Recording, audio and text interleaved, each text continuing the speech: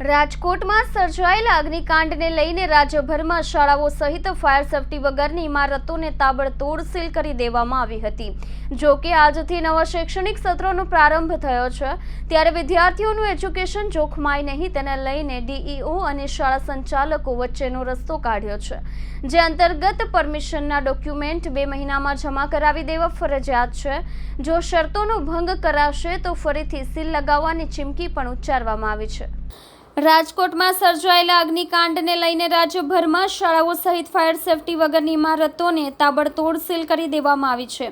જો કે આજથી નવા શૈક્ષણિક સત્રનો પ્રારંભ થયો છે, ત્યારે વિદ્યાર્થીઓનું એજ્યુકેશન જોખમાય નહીં તેને લઈને ડીઈઓ અને શાળા સંચાલકોએ વચ્ચેનો રસ્તો કાઢ્યો છે, જે અંતર્ગત પરમિશનના ડોક્યુમેન્ટ 2 મહિનામાં જમા કરાવી દેવા ફરજિયાત છે। જો શરતોના ભંગ કરાશે તો ફરીથી સીલ લાગવાની ચીમકી પણ ઉચ્ચારવામાં આવી છે।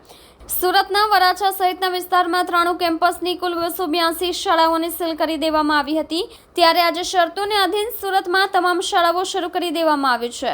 પુણે વિસ્તારમાં આવેલી નાલંદા સ્કૂલના કેમ્પસ ડાયરેક્ટર શિવકુમાર મિશ્રાએ કહ્યું કે અમને પરમિશન મળી ગઈ છે। નિયમ પ્રમાણે જે શાળાઓએ 60 દિવસમાં બીયુ પરમિશનના ડોક્યુમેન્ટ જમા કરાવવાની શરતે શાળાઓ ખોલાવવામાં આવી છે। વિદ્યાર્થીઓના ભાવિને ધ્યાનમાં રાખીને શરતોને આધીન શાળાઓ શરૂ કરાવવામાં આવી છે। જિલ્લા શિક્ષણ અધિકારી ભગીરથ સિંહ પરમારે કહ્યું કે વહીવટીતંત્ર અને શાળા સંચાલકોની વચ્ચે વિદ્યાર્થીઓના હિતમાં રસ્તો કાઢવામાં આવ્યો હતો। વેકેશન બાદ આજથી બીજા શૈક્ષણિક સત્રની શરૂઆત થઈ છે।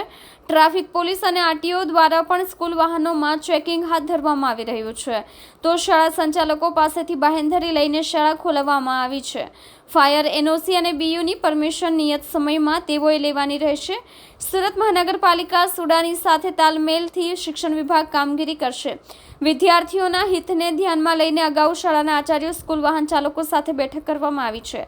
આગની ઘટનામાં કઈ રીતે જીવ બચાવી શકાય તે માટે શાળાઓમાં મોક ડ્રીલ હાથ ધરાશે।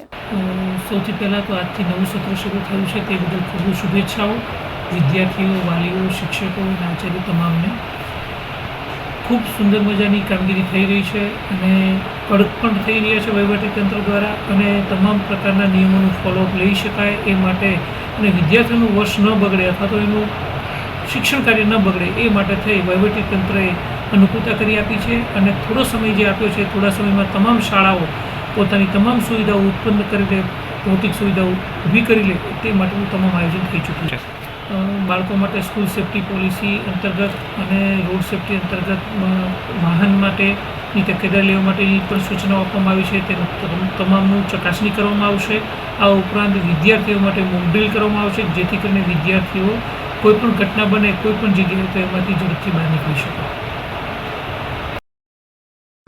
નમસ્કાર મિત્રો, મારું નામ શિવ મિશ્રા છે। હું નાલંદા વિદ્યાલયમાં as academic director of work કરું છું।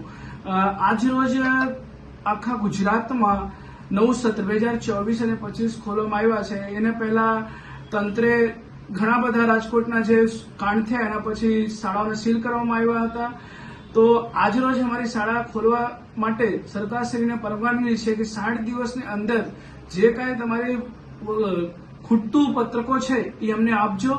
એના આધીન બાંધરી લઈને શાળા ખોલવામાં આવ્યા છે, અને આ શાળા એક નાલંદા એજ્યુકેશન કેમ્પ નાલંદા વિદ્યાલય પુણે ગામે એવી શાળા છે જેને પાસે સંપૂર્ણ ફાયર સેફટી છે, અને ઓલરેડી બીયુપી માટે ઇમ્પેક્ટ ફી ભરાઈ ગયેલી છે।